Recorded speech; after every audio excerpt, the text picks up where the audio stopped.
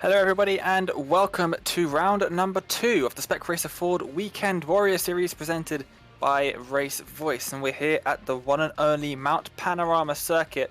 I couldn't think of a better circuit to drive these cars around, and it is a 3.82 mile circuit. Pretty much everybody on the iRacing service knows Mount Panorama, one of the most infamous circuits on the service. I cannot wait to see what the drivers can produce for us today. My name is Dane Bed, and alongside me, as always, is Jim Hodgson with Marco Barbanera on the production. And Jim, Mount Panorama, very tricky circuit. It's going to challenge the drivers even if they're on their own on the track. Yeah, you're absolutely right. I mean, the reason that we love this circuit so much, as you well know, is it has just about everything you could possibly have on a racing course. Long, straight sections, mountains, 90 degrees, twisting, wide open, close, zero runoff type areas. I mean, there's just everything to be had here. Absolutely thrilled. Cannot wait for the race to start. Absolutely, and RaceVoice is proud to be the exclusive sponsor of the Weekend Warrior Spec Racer Ford Racing Series. Take your driving to the next level with on-track audible performance alerts with RaceVoice and RaceVoiceSIM.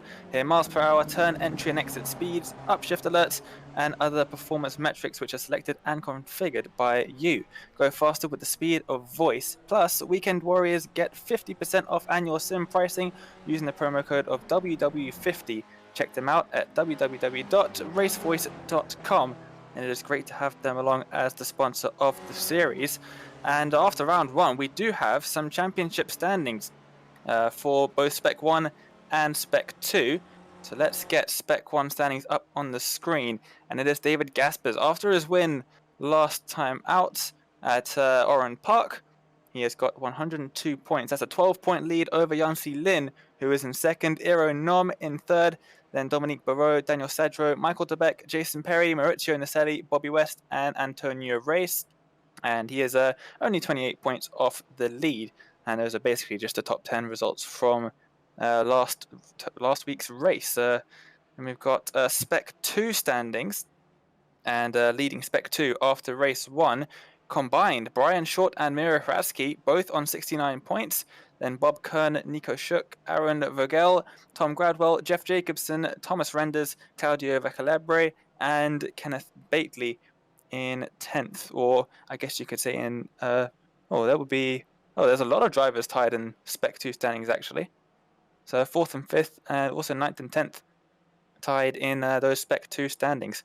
So lots of close action in the Spec 2, and we'll have to keep an eye on that today. You can tell who's in Spec 2 because they have a number on their car which is 200 or above, and those are drivers with less than 3,000 R rating. Everyone else is in Spec 1.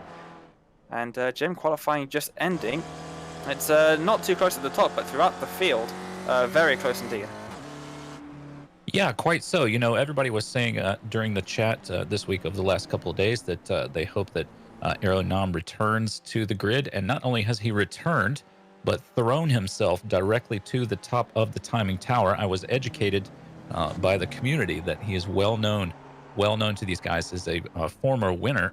Oh dear, as we just see Andrew Cox losing the rear of his car and having a little look at the super cheap auto inner barrier there. But yeah, so Nom is back at the top of the timing tower, followed by oh, excuse me. I was just about to say followed by Naselli, but I see that Winner has put his car into the P2 slot there just as qualifying ends. So I guess Winner will be starting on the front row. Wow, what a great last-minute effort from him. Yeah, absolutely, and he's only just tipped him there as well. We saw David Gaspers. He's currently sitting in 4th after his win last time out, and he was just practicing the pit entry. It's a very tricky pit entry. It's got a sort of Singapore sling kind of corner, even though this chicane here was serves you a cocktail first. Oh, dear. Wow. Also yeah, a great performance from Iterate there. Oh yeah, on his return to the series, the reigning champion, of course, wearing the number 1 on his car. Naselli has chosen the number 44. He was running the number 1 last time, but he's running the 44. So yeah, a good start for Gorka Tourette in 5th place at the moment. Can Yancy Lin in the number 30 machine do anything to improve his time. He's had 3 green sectors at the end, and it has put him up into 6th. So a good final lap for him. He was yellow in the first 3 sectors, so he didn't improve on those. Larry McLeod, he is practicing the pit entry as well. You see here, oh, there's a car right in front of him. That's the 206 machine. And yeah, the 206 not doing a very good job of making it through that chicane on that occasion. Very long lap here, isn't it? 2 minutes 35 on pole. Yeah, you know, we laugh sometimes about the tracks that have 7 or 8 sectors, but I think that Mount Panorama is one that legitimately has, you know, more than 3 sectors. Yeah, absolutely. So we've got some beautiful cameras following Ian Gibson, the 893, I believe, is the only person on track other than Austin Winner. I believe Antonio Race is on track as well. But yeah, only a few drivers that we are still waiting for. As I thought for a second that qualifying had just kicked everyone off the circuit, but it doesn't appear so. Antonio Race going through the first couple of corners and now up the hill. This is a choke point here. This is hopefully not going to cause too much carnage, but I think we've seen that very, very often when we see races around here. Yeah, I would expect, although, you know, in the bigger cars, certainly, you know, in like your V8 supercars, which are probably the most famous cars that you see racing around the circuit, you know, they just charge up the hill there. You gain so much elevation when you go up on the mountain. It'll be interesting to me to see what it's like to have a field this big in the Spec Racer Fords, you know, nowhere near the amount of torque that a V8 supercar has. But you're right, you know, certainly a choke point, as you say. So hopefully we'll be able to keep it clean. Absolutely. It's a huge, huge field that we have here today. I'm going to have to read through all of them. 60 cars in the session today. So here goes then. Iro Nom on pole position. Great return to the series for him. Austin Winner lines up alongside the Maurizio Naselli, David Gaspers, Gorka Itoret, our reigning champion, Yancy Lin, David Bohm, Larry McLeod, Hugh Haycox, Dominique Barreau, Josh Arnold, and Stevie Ray are your top 12. Then you've got Antonio Race, Bobby West, Florence Arabian, Jason Perry, Steve Elson, Mira Hradsky, Tim Van Dormelen. Then we've got Ian Haycox, Yuri Cox, Simon Mayer, Ed Doherty, and Jose Oviedo in 24th. Then Jörg Mani, Ken Bately, Chris Murakami, Mick Carr, Nico Shook, Brian Short in the top half of the field. Then Stephen Beardsley, Thomas Renders, Aaron Vogel, Bob Kern, Paolo Brem, and Greg Stefani on the 3rd page. Then we've got Claudio Vacalebre, Giulio Focolin, Jeff Jacobson, Jeremy Lewis, Theo Taylor, Paul Jackson, Piotr Misiorek, then Jerry McArevery, Jeff Cantor, Tom Gradwell, Brett Nordstrom, Gary Wolbolt on the 4th page, and then finally Stephen Mitchell, Andrew Cox, Ian Gibson, Nils Sentkowski, J. William Smith, Andre Bertoni, Jonathan Nino. Then we've got Max Grau, Mark Geehan, Darren Kuhn, Arthur Grant, and Daniel Engel, rounding out the 60-car field. Well Absolutely done, Dane. massive field there. Yeah. Just take a moment and pat yourself on the back. Whew. I just want to say quickly about Max Grau. He is a very accomplished real-world Spec Racer Ford driver, so we expect to see big things from him. Absolutely, yeah. He got the silver at the SCCA Championships runoffs in FE2. So, yeah, very accomplished driver in his own right. As the lights are on at the top of the screen, which means we are about to get going, and the pace truck is about to get moving. There it is. It is moving. The iRacing pace truck. Not very often you see the pace truck. You usually see a pace car of some sort, whether it be the Porsche or the Mustang. But no, today we have the pace truck at Bathurst. Yeah, rarely could be. It towers over these cars, doesn't it? Yeah, I would be terrified that it would, run over my Spec Racer Ford and never even know. Absolutely. Very small cars, the Spec Racer Fords. Massive truck is the pace truck. Aeronom leads the field towards the line. The green flag is waving, and we go green for 40 minutes of racing at Bathurst. Someone's dropping down the timing tower, didn't grid up. That was Haycox. Aeronom. Oh, David Gaspers is around. Is he going to keep it out of the wall? Yes, he does. But that is awful for Gaspers in the 17 machine. And he's got a lot of work to do after such an impressive performance last week. Failed at the first hurdle of turn number 1. Looks like it's been pretty clean throughout the rest of the back of the field. And Aeronom, he's got just over half a second's lead over Austin Winner as they head into the choke point for the first time. Up towards... Oh, let's see. Are they all going to make it through? That is the question. Top Gaspers, 10 by the way, down through. to 29th place. Yeah, that is very, very unfortunate. Oh, as we've got a lot of drivers heading through. I haven't seen any drivers wrecking just yet. It seems like that's been a very clean start. Oh, there is a car with a bit of damage. That might have been Renders. But Aeronom. Oh, winner's off. Is he going to keep out of the wall? Just about. Is he going to be able to slow it down quickly enough? Yes, he is. That was a good save from Winner. Oh, dear. Oh, no. Now, that is a blind... Oh. That is a very blind crest. No one is going to know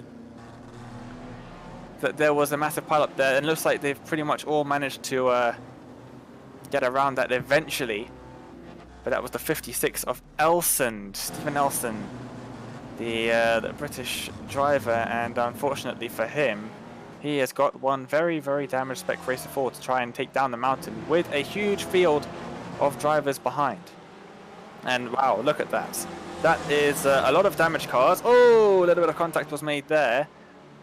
Is that... Oh, no. 22 trying to go around on the grass to avoid... Oh, Gaspers again. That's Gaspers.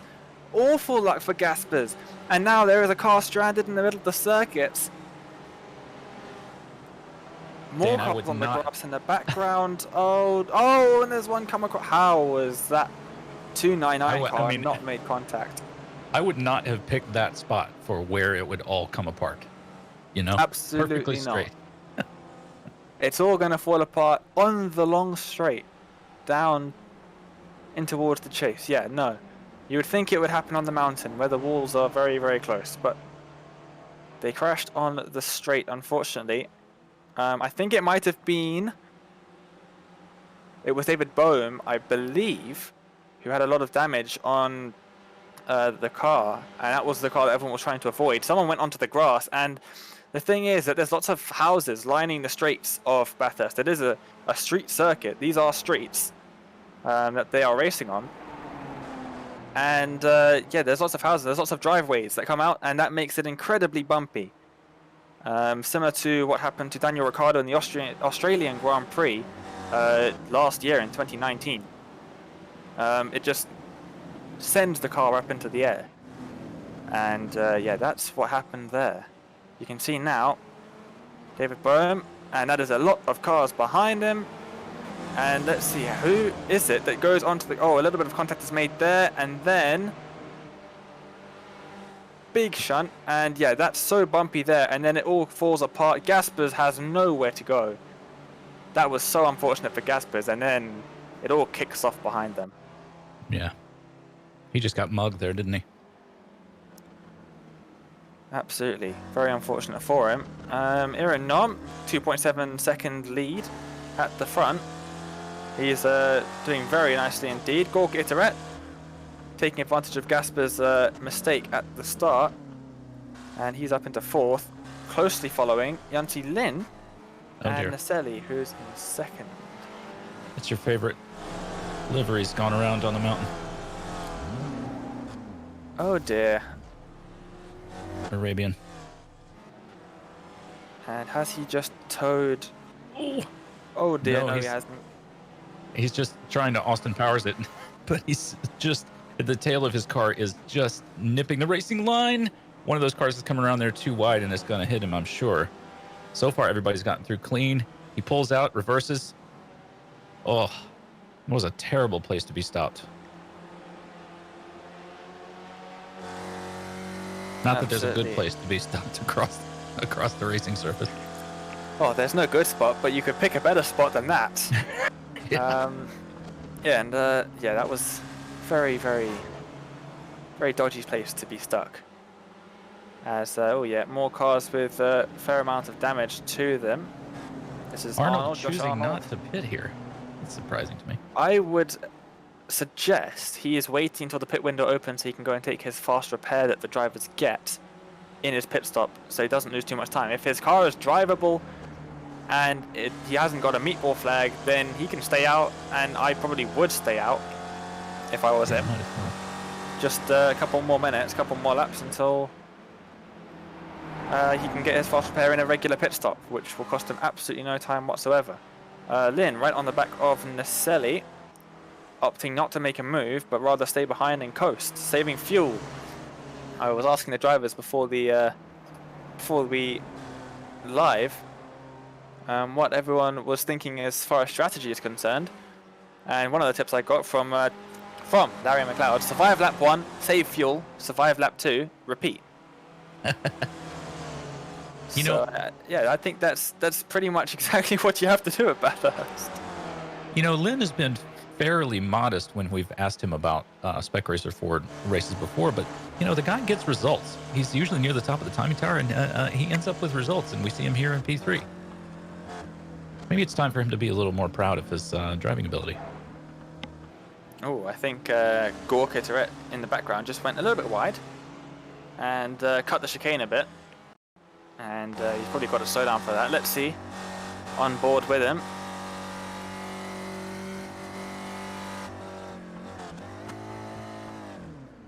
Oh dear. Just lost the front end of the car there, didn't he, as he went over the crest. Very easy to do. Good save from him there. And he survives. So that's step 1 of Larry McLeod's guide to Bathurst. He has survived, and now he has to save fuel. But unfortunately for him, saving fuel is very difficult when you don't have a car in front of you to draft behind, as Jan Thielin does. In the number 30, he's got Maurizio Naselli to just stick behind, and he can lift and coast, even down some of the straights. The draft is pretty strong on these cars. You can lift off a little bit, save some fuel, and still end up not losing any time to the driver in front of you. Here is a move being made. Yuri Cox down inside Jason Perry. Perry manages to defend.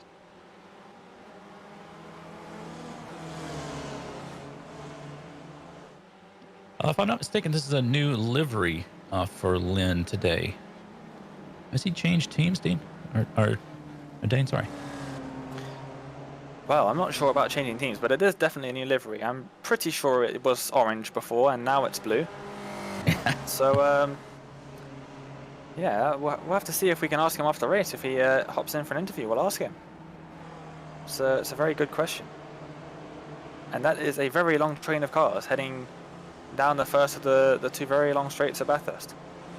It is indeed. It looks like we're on board here with our Spec 2 leader, Simon Mayer, Sly Racing in 16th, and has a fairly good... Well, he's got a lot of Spec 1 cars ahead, but a little bit of space back to 6 seconds or so, back to Vogel, who's the P2 Spec 2 car. I think they're all sort of part of that same, maybe all part of that same train, but seems to be having a good drive so far, is Mayer?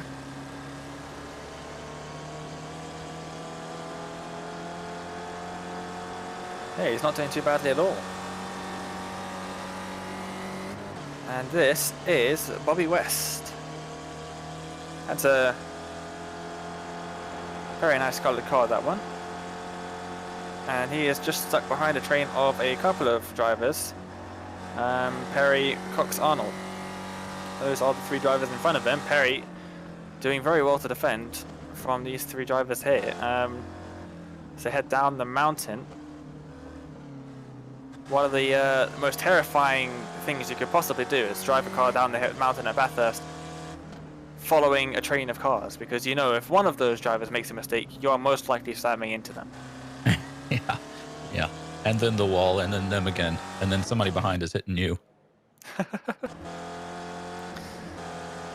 West seems to be giving him a little room here as we see Lynn make that pass on Naselli. I think Naselli has just let him pass. I don't think Lynn intended to make a move there at all. Because Naselli really did pull to the one side of the track and just let him pass. That's could be playing games with Yanti Lin. Might well. You know, after last week, poor Naselli got punted off the track, and just a unfortunate racing incident. He might be thinking to himself, he's going to really play it safe today and try to finish up with the results that he, that he deserves. Maybe not a bad idea to tuck in behind Lynn for the straight parts, and then he can try to get away on the mountain if he thinks he's got the pace.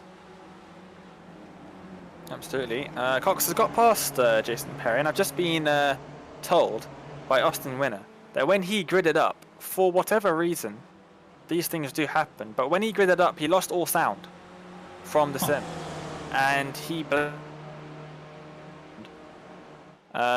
for unsettling him enough that he ended up being involved in that lap 1 wreck. So unfortunate for him, but that's his explanation for it. Perry looked to the inside. Whether that was defense from Arnold or attack on Cox, I'm not too sure. But he did go down to the inside, and he is still slightly to the inside. Is he going to make a big lunge into the cutting? No, he is not. And they head up the mountain. A much larger train now, you can see on the timing tower, all the way back to 18th place of Van Dormelen. They are separated by around about 5 seconds, as Naselli has got back past Lynn. Yeah, I'm not sure, as you say, if that's an odd Perry place to get past someone. Does Lynn have damage? That's a very odd. Has there been lap traffic involved? Let's see. Lynn, he's made a mistake. He's gone straight on. He's got to slow down. And he is now back behind Naselli. And now, Gorka Tourette. Under pressure, yeah. He is now passing Yanti Lin.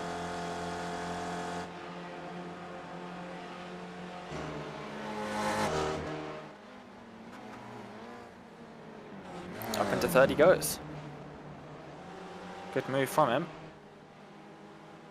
And he's now got to try and chase down Naselli, who was the reigning champion last season for 2020 season 3 of this series. Oh, that was very close between Perry and Arnold, as Jörg Mani tries to make a move down the inside of Perry. Perry cuts him off. No, that is not happening, my friend, he says. And we have the first of the pit stops. This is the opening of the pit window, and that is Ray, and Perry dives into the pits as well. So the early stoppers are starting to stop now. I've been told the pit window is between 28 minutes is the goal, but with fuel saving you can make it last up to 31.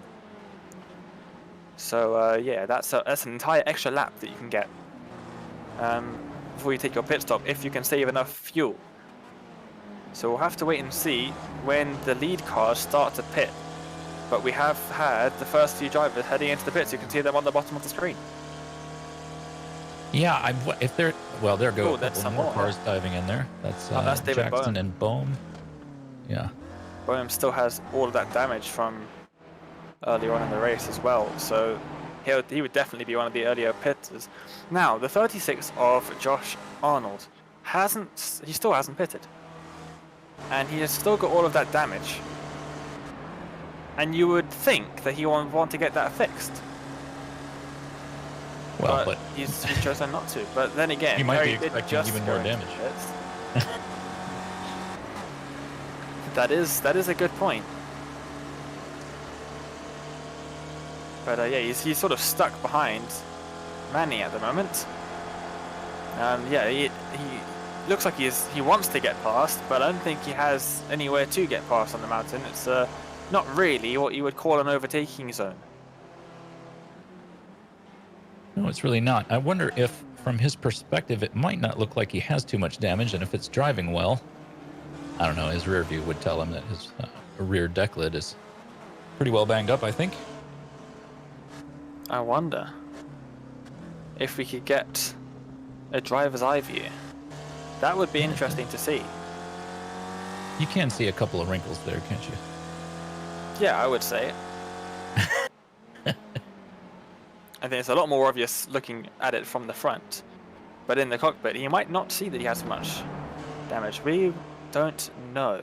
Antonio Race doing a very good job up in 5th at the moment. But he has got Larry McLeod right on his tail. And Gorkit Red, let's see the lap times as they cross the start-finish line to start lap number 7. It's Red with a new personal best, and he's caught up, what's that, 4/10 of a second on Naselli on that last lap. So he is catching. I think Race has been storming along as well. His last time was just about a second faster than McLeod, so Race could very well make himself a factor. Yeah, we've seen that throughout last season. Obviously, our reigning Spec 2 champion, Antonio Race, and often seeing him up at the top of the field, but right at the front of the field, Iro Nom, 5 seconds in front after 7 laps. He is absolutely flying at the moment, doing a brilliant job. Yeah, he really is, with a clean car as well. Probably the nicest looking car on the track, although he may be biting his fingernails a little bit through his racing gloves. A little bit of damage, I think, to the front right of his car. Does he? Oh, you're right. You're absolutely right. There is a tiny little bit of damage there. That's maybe just from a brush against the wall, or maybe even just damage from smashing the car onto the floor if he went over a curb too much. Or yeah, there's many different ways you can pick up damage around here. But yeah, he is a 2-time Weekend Warrior champion. He took I believe, a 2-year-long break from the car and was out doing the Rick Motec series that are broadcasted on Monday evenings here on Apex Racing TV as well. A regular on Apex Racing TV is Iro Nom, and he's back in the Weekend Warrior series after a couple of years, and he's looking good. He's looking like he's definitely going to be one of the favourites as we head into the later stages of the season. But it is only round 2. A lot can happen between now and the end of the season. Well, he's looking at Bob Kern here. Would love to get by in an uneventful way, and it looks like that's going to happen. Kern wisely makes himself predictable, staying on the racing line there. That gap is now up to 6 seconds. He's gained another second, and is that Lin making a move? No, it isn't. Lin stays back, and he stays in 4th position. He's not going to try and get past Gorka Tourette's this time by, but Bobby West is trying to get past Jörg Manny. And yeah, he's up into 8th now. They're still side by side, and now Manny tucks in as they head into the chase for what is for them the 7th time. Bobby West a little bit wide on the second apex there, but that's not going to hurt him too much at all. Looks like Gaspers. Hopefully something terrible hasn't happened to him yet again. Here he is up on the mountain. What's happened to him? Oh, he's lost the car just coming down off the mountain. Unfortunate unforced error there. You got to wonder if the damage was working against him. Just seemed to lose the front of the car and get sideways there. No runoff. Absolutely not. No runoff at Bathurst. Just walls for the most part.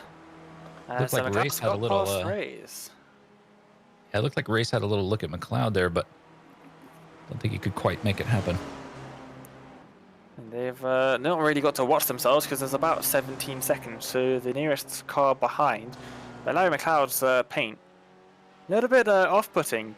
I've never noticed this before. It's probably been there on all the broadcasts I've done, but there are eyes on the back of his car looking straight at Antonio Race at the moment. That must be a little bit creepy. There they are. Blue eyes even. Just a bit creepy. Antonio Reyes, I'm sure, is trying to do a good job of not looking at those as much as possible.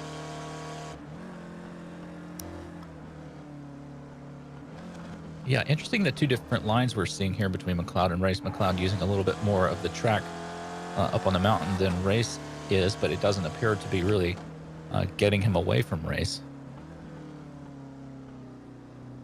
It's possible we could see a move from Race here on the straight as we go down to the big 90-degree left-hander onto the start-finish straight. Does look like he's drawing up in the draft. Surely Race will at least have a look here. And there he goes, yep. That is going to be the inside for the kink before the chase. And it looks like he is about ahead before they even make it through there. No, McLeod holds it around the outside, and now McLeod tucks in behind. And Antonio Race moves up into 5th. Leader in the pits. There was a car stopped on the circuit that he drove past. But Iro Nom, the first of the lead pack to pit. And I believe it was Ian Gibson who was stopped on the circuit. What has happened to the Brit? Has he touched the ground? Oh, that's got to be a technological. He just jerked the wheel to the left. Definitely. That looks like all of his pedals have been pressed down at the same time because he's revving the engine. It's not going anywhere, and the brakes are pulled. That is a technological error. Definitely. Oh, that was close to the driver. Not a great spot behind, and yeah, that's very difficult for him to get out if it is a technological error. Which it must be, because his wheel instantly pulled as far as possible, full lock to the left, and all of his pedals were being pressed at the same time there. That was, yeah, very unfortunate for him. Naselli has inherited the lead with Gorka Tourette and Yancy Lin right on the back. So Naselli's lost his little bit of a gap he had before. And, yeah, he is now under pressure. Interestingly, Iranom still in 6th. Only 22 seconds behind. It's a short pit lane here at Bathurst. But yeah, he's not lost too much time at all. And he normally, well, he did it last week and he's done it this week again. He pits at around 20 minutes. So that's his go-to strategy, it seems. We'll have to wait and see what the rest of the drivers do here. I've just noticed we've not got Rafael Berbagal. Yeah, you're right. So, yeah, he was very, very unfortunate last week with that penalty that he got on the last lap, costing him 20 plus positions that he had to serve at the end, unfortunately for him. But Gorka Tourette all on his own, it seems, in terms of the Volcano team. Well, Dane, I do think that Nam will certainly regain the lead once these guys go for their pit stops. He is lapping at least a half a second faster than everybody else. Yeah, and what's ooh, that was close for the 206. Yeah, that was very close. So it touched the grass and got a little bit squirrely. But something interesting is that when these guys pit, so Iranom had a 6-second lead. And he is now 21 seconds behind, which means that a pit stop has lost him. His pit stop took 50 seconds from entry to exit, but his total pit delta was around about 27 seconds, 28 seconds. And if these guys at the front pit now, they're going to end up behind. It looks like in between Meni and Murakami in 9th and 10th.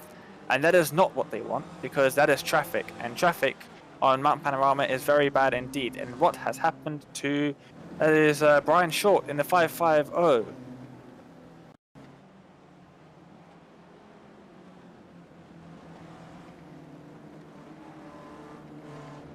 As we have a replay now of what happened to him. Oh dear. The car ahead lost the rear, and now it's a big pileup there. There was that olive drab car just ahead of him, lost the rear of his car coming down the hill there, and everybody got into him.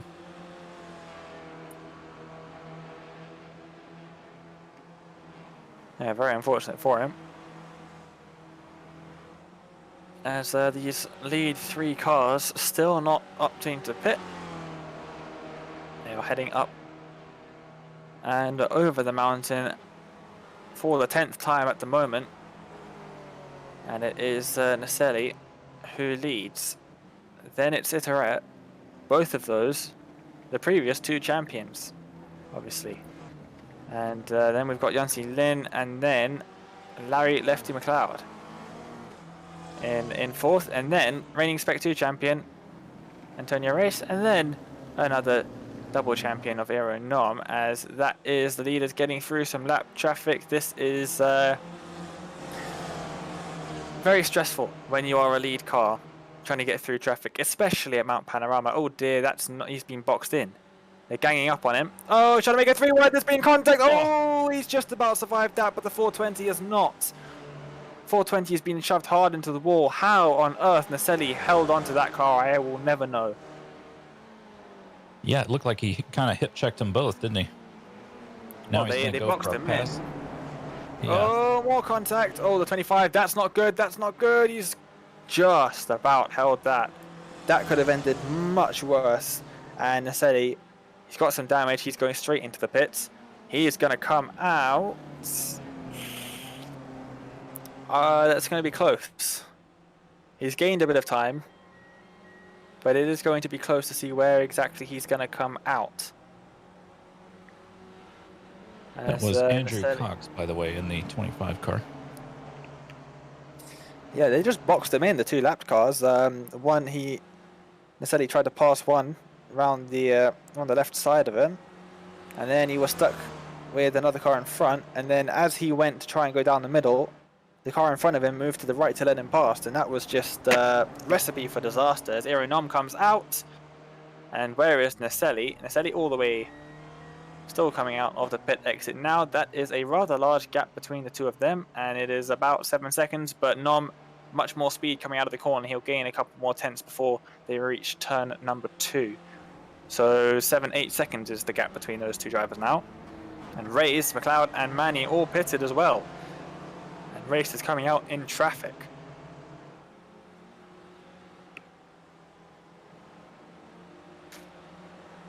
Yeah, I gotta say, I mean, I understand Naselli's impetus to get on down the road and get the pass done, especially because, you know, he doesn't want to wait around and go over the mountain another time. But I think it was a little bit, I'm not sure about the choice to try to drive between those two cars. I think that was always going to be a little bit of a dicey move. But really, Naselli hasn't fared too badly considering he could have, you know, lost his car and been out of the race. Absolutely. That could have ended a lot worse indeed.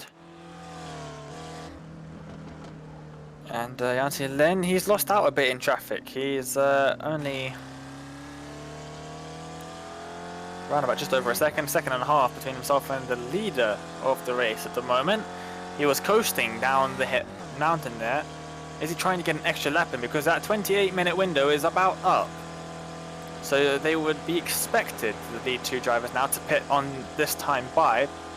But, as I said before, I have been told by a driver that he made it 31 minutes before having to pit before. Mainly without a draft as well. It's Bobby West. That is the driver that told me that. And yeah, so you would expect him to dive in. He hasn't. He's always done pretty well with his fuel saving. He's going to try his luck again today. Wow. Interesting move, I think, this late in the race for Lynn to go on and stay out with Iterante stopping in, pitting out of the lead. Oh, we'll see how it plays out for Lynn, won't we? Well, he's going to have a shorter pit stop than the rest of the drivers out here. So, yeah, we'll have to wait and see. Aero Nom should easily be out in front of Walker Iterette. Yes, he is. Wow, Iterette still hasn't stopped. Got going again. That's a massive gap. Where is Naselli? There is Naselli coming around the corner. Oh, Gorka's been held up by traffic out of the pits. Gorka's going to come out behind Naselli, but only just. He's got the draft now, but Naselli already has that run out of turn 1. You can see he's just pulling away now. That must be infuriating for Gorka, just sitting behind and watching as the car just accelerates out in front of you. I'll say, yeah. It does appear that he's just been able to get his fingernails into the rear decklet of Naselli's car and stay with him. But yeah, absolutely, that's got to be just terrifying to watch him walk away like that. And now this is very interesting for Yancy Lin, because he was not too far behind Gorka when Gorka pitted, And he's going to have a shorter pit stop than both of these drivers. So we'll have to see if he can put a good lap in. Which looks like from my timing screen that he has. He could well jump both of these two in the pits like we saw him almost do last week at Oran Park.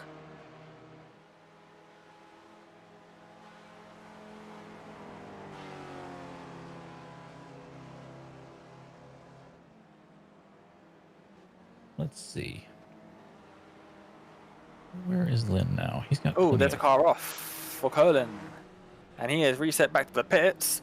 Was that through the just before the cutting? Let's see why his car was stopped on the track. He's probably got it. Has he run out of fuel? Oh dear. I just heard his car sputter and stop. Well, that would be very unfortunate for him. Now, here is what we've been waiting for, 31 minutes. Well, bang on. For Yancy Lin, into the pits he goes. Now, where is Naselli? More importantly, we know Aeronom is going to get past without too much difficulty at all. But Naselli coming round through the final corner they go now. And yeah, this is going to be very, very close indeed. You expect him to be dropped off as Jack's around about now. Oh, no, he hasn't. No. He's still there. Oh, that's a long stop for Yancy Lin, and unfortunately for him, that's not going to be good enough. He's not going to be in the draft either. Oh. He's over a second back. That's terrible for him.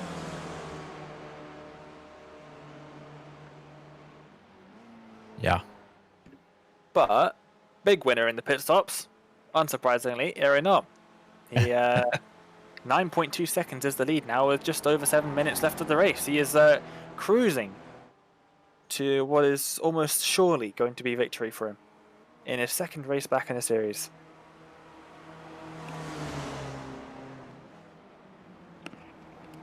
Yeah, I would say so. Seems to be cruising anyway. P3 finished last week or the previous race at Oran Park for Nom. So I would think his standings would be looking pretty good after this week. Supposing this is going to be an interesting battle though for the final podium position, or the second and third podium positions, because there's only 0.2 of a second separating these two as they come across the mountain, Selly and Iterette. And yeah, very, very close indeed. And you would think that Iterette's got the upper hand here, because that overtaking spot into the chase, if he can just stick behind, then that overtaking spot into the chase, pretty much a sure overtake into the chase, if he can stay within drafting range. And then there's only one corner left afterwards for Nasei to try and make a counter-attack before the line. So if he can just wait there until the final lap, I would say Gorka Iterette is currently in the prime position to make that move. Yeah, I think you're probably right. As long as he can be, as you say, tucked up behind Naselli's car when they come off the mountain onto those straights there.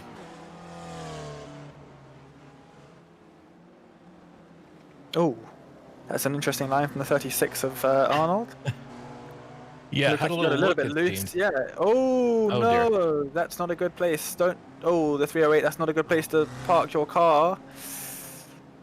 And he is towed. Yes, he has towed. That's probably a good idea. There's the race on McLeod. And there is race on McLeod. No, I'm not sure. I'm not sure that's a good move to have made. As are they still side by side now? You think race should have let it wait for another lap? Make that I would let it move wait on until the end. Yeah. Same way that I would do if I was Gorka Iterette at the moment. Although on my timing screen at least, it could be a little bit of a bug on my timing screen. But it looks like Iterette's dropped back a little bit. It looks the same for me. What, second and a half? Just about. I don't think that's... Yeah. Let's see. Yeah, he has dropped back a bit. And yeah, he's under pressure from Yancy Lin now. That's very weird. He was right on the back of Sally, now he's dropped back. Well, that's Stefani and Beardsley into the pits there.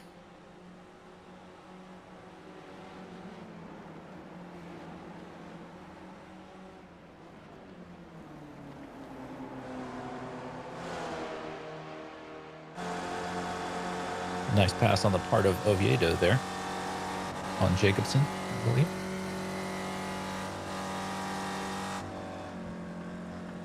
Looking rearward from Iteret's car at Yangshi Lin, and well, there's just no gap at all. At least there wasn't. And looking forward from Lin's car here. If Lin can stay on Iteret's car, he might be able to make a pass on Iteret as Iteret is trying to make a pass on Naselli. Doesn't look to me as though Iteret is quite close enough to make the magic happen. But Yangshi Lin might be close enough to make something happen on Iteret here.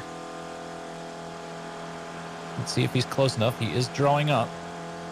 He'll surely have a look at the inside. He pulls out. Oh, plenty of room for Lin here. Lin does indeed get the pass made. Now let's look at the race time, I think. So we've got plenty of time for at least one more lap, if not two. I would think. Marco will correct me, I'm sure. 2 more laps. Well, if Marco says there's 2 more laps, there are 2 more laps. That's how that goes. Lin now would like nothing better, I'm sure, than to be able to close the gap up to Iteret. And, you know, by running the fastest lap of the race, has Lin on this last lap, 2:35.1, he might just be doing that. If he can be as close to Naselli as he was to Iteret on the last lap, he will try to do the same thing over again and might very well have some success. He does very much need to close this gap up, though. Lin has got to close this gap up to Naselli before they come off the mountain. Tires squealing. Whoa, look at that car crabbing. That thing is not pointed even in the same, nearly the same compass heading as the racetrack. What's happened to him? Let's see. Lost the rear of the car, got into the wall, parked in the middle of the circuit, but gets going again. So that's what happened to his suspension. Now trying to control the car at least until he can get around to the pits. Might have already, that's, is that Mino, the 77? Yes, indeed. So he might have already used up his fast repair, which is why he's crabbing his way around to the pits. Or, yeah, maybe, yeah. Well, here we are with Naselli. Let's see how he's doing. He'll be coming off the mountain just shortly. We just saw the nose of Lin's car in the distance there. Looks like he's about just a little bit farther away than Lin would like to be. And Lin's got Iterate right over his shoulder. That's Naselli navigating the last turn as they come off of the mountain. There's Lin and Iterate in the distance. So Lin will have the heartbreak of not only not being able to perform the pass he would like to perform on Naselli, but Iterate will be able to do to Lin what Lin did to him on the last lap. Keep in mind, though, as Marco says, we do have one to go.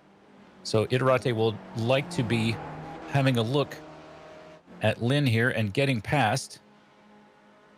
Oh, he's left it late. He's left it pretty late. So he might be choosing there just to let it happen on the last lap rather than going for it now. So let's see if we get a white flag here as your leader crosses the start-finish line. Yes, indeed, we do. Thank you, Marco. So it's all to play for here between these cars. This is probably the hottest battle on the track at the moment. Lin in the number 30 machine with Iterate directly behind. Here we see the cars of, oh goodness, that's Bertoni taking a little bit of the Australian scenery, the scenic route. Now he's protecting the inside of the turn. Is Bertoni with Arnold and Cox tight behind. And that might be Van Dormelen, yes, indeed, in the 20 machine. I think, Jim, we lost Dane, unfortunately, so I will keep you company for this last lap. Well, there's nobody I'd rather hear from, Marco. Thank you so much for stepping in. Yeah, You're so, it's so unfortunate kind. that Dane is unfortunate that Dane is having trouble, but these things do happen. Look at this four-way battle as they head for the mountain for the final time. Arnold in the lead here, but contact. That was Van Dormelen getting into a little bit of a mix-up with the 86 machine, I believe, of Cox. But everybody more or less still charging up the mountain. That's Bob Kern's machine in the back. I believe he is lapped. So here we go up onto the mountain for the final time. Here's your battle for P2. That is, excuse me, no, this is the battle for P3. That is Lynn leading. No! Lynn loses the rear of the car, spun around by Iterate as he goes past, and that will be all of Lynn's hope for a P3's finish. Certainly, he's got plenty of space back to McLeod now, because Ray appears to have had an incident and has gotten passed by McLeod in race. But Lynn is going to be kicking himself for that, I'm sure. We'll get a replay of that as soon as we can, as Aaron Holm, I think, is heading for a very well-deserved victory. Yeah, he really walked away with it, didn't it? Here he goes on to the start-finish straight for the final time, and will come over that rise and be able to see the start-finish line. And there he goes. He's got to be pleased with his performance today, I would think. So here we are back to this battle with these cars. We're looking at Bertoni, who's just ahead of Arnold. Arnold is going to have a look on the inside and try to get ahead. A pretty sure passing spot. All five of these cars together, as tight as you can knot them. Bertoni not letting him have it. He is going to dive down the inside as Bertoni sends Arnold off the track. That was a bit aggressive, in my unofficial opinion.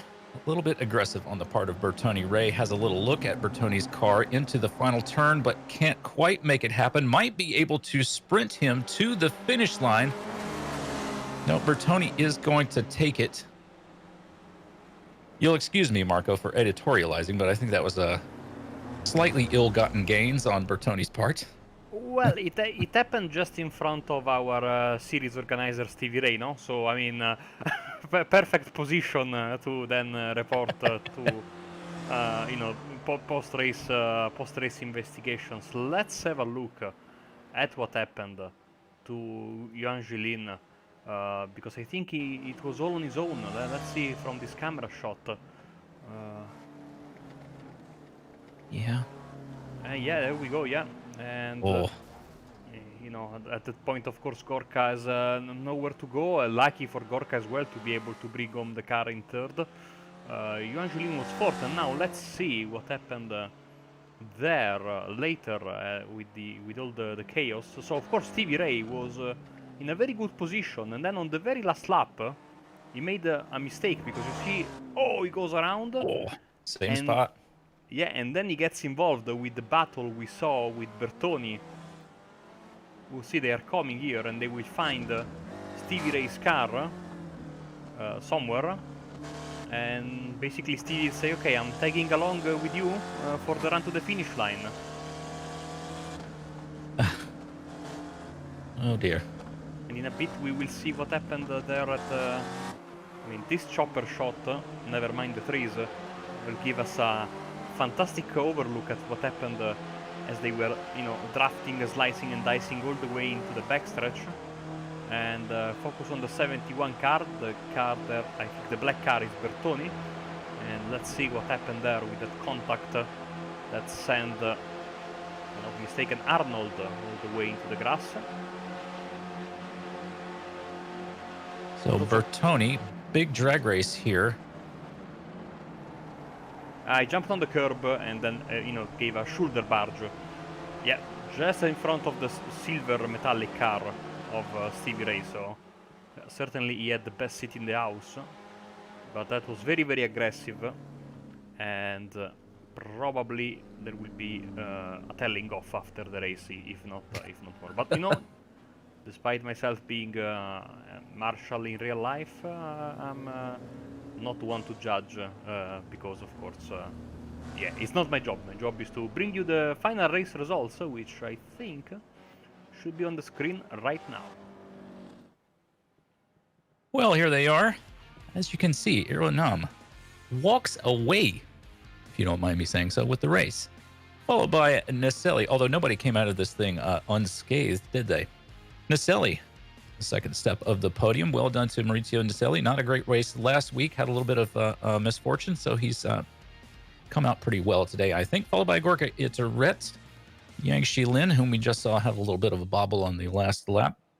Followed by Larry McLeod, who's got to be pretty pleased with finishing in P5 after all the slicing and dicing we saw him doing with Antonio Race. No slouch is Antonio Race, of course, moved up to Spec 1 this season after his performance in Spec 2 previously. They're followed by Andres Bertoni and Stevie Ray, whom we just saw lose his car on the last lap there.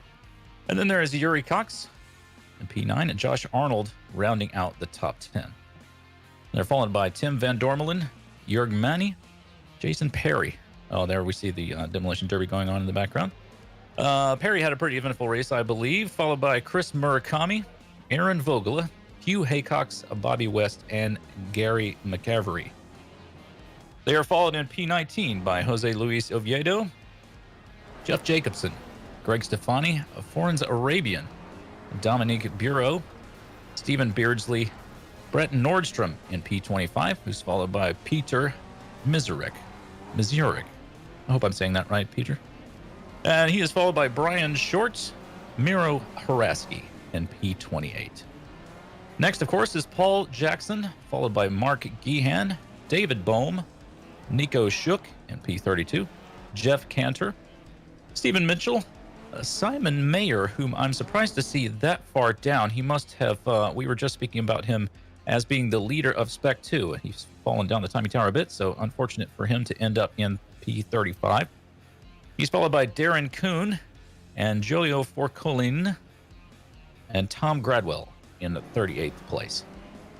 Gradwell is followed by Paolo Breme and Ken Batley, Gary Wolbolt, Thomas Renders in P42, followed by J. William Smith, Bob Kern, Claudio Vacalebre, Arthur Grant, Jonathan Mino, and Jeremy Lewis in 48th position. Ian Haycox is in 49th, followed by Mick Carr in 50th place, Theo Taylor, Andrew Cox, Ed Doherty, Daniel Engel, Stephen Elson, and our poor man, David Gaspers, who got mugged on lap 1. And he is followed by Ian Gibson and Max Grau, who is followed by Niels Sintowski and Austin Winner. So, what a race, Marco. We certainly had a lot of action over the course of that race. And it looks like we've got a couple of cars interested in having a chat with us. We have time for one, so I think, it's up to you, but I imagine you want to have a chat with the race winner. Yeah, we got to have, I would love to hear what Yangshi Lin has to say, but I think we're going to have to go with Zero Nom. Let's see if we can get him in here. There he is. Mr. Nam, how are you feeling, sir? Pretty good. I bet you are. Congratulations on your win out there. A commanding performance on the track today. So talk us through it. How did it unfold for you? Well, the race was one corner race. So yeah, it was pretty much time trial from the lap 2. Yeah. Well, you had a going on for about a half second on the rest of the field per lap, and your lap just started stepping up. You had to feel pretty good about that, but in the middle of the race, what was your mindset in terms of pit strategy? Yeah, the pit strategy, I just checked the times behind me where I can come out on the pits, and this time I decided pretty last moment. I saw 5 cars in front of me in the last turn. They had some slowdown, so yeah, it worked out. Yeah. Worked out perfect. So. Well, I'm sure that you were expecting a little bit more of a battle. Were you surprised by, sort of the time trial situation, as you say?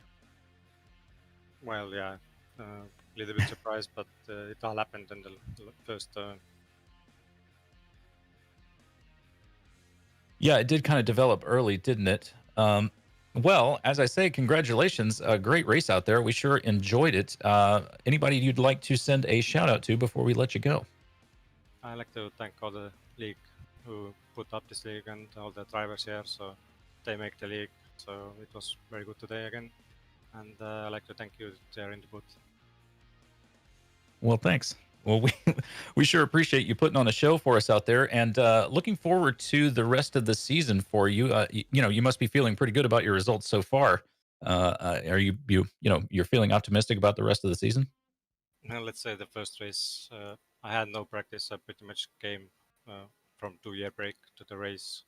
I didn't have the right wheel, so I had to change this race, and I did some practice. So yeah, all I need is practice, I think. Well, there you have it. Words of encouragement for anybody thinking about joining us on track, which you definitely should, but practice makes perfect. That was your leader, Aeronom. Thank you so much for the time. Dane, I think you might be back. Yes? No, apparently not. No. I mean, well, unfortunately, he was back, but I thought poor Dane, not to worry, because we were basically at the rolling credits on the broadcast. Poor Dane, feels so sad, but these things happen, and we'll wait for him with open arms for next week. So, I mean, hopefully people didn't mind my one lap contribution to the race. No, never, absolutely not. You're a man among men, Marco. Thank you so much. Well, on behalf of Dane Barrett, even though we don't have him with us anymore, unfortunate, we will see him next week, and hopefully we will see you the next time we race again as well. It is like this every time, guys. So much fun. Do not miss the next installment. I have been Jim Hodgson, and thank you so much to our producer / commentator, Marco Barbanera. We will catch you next time.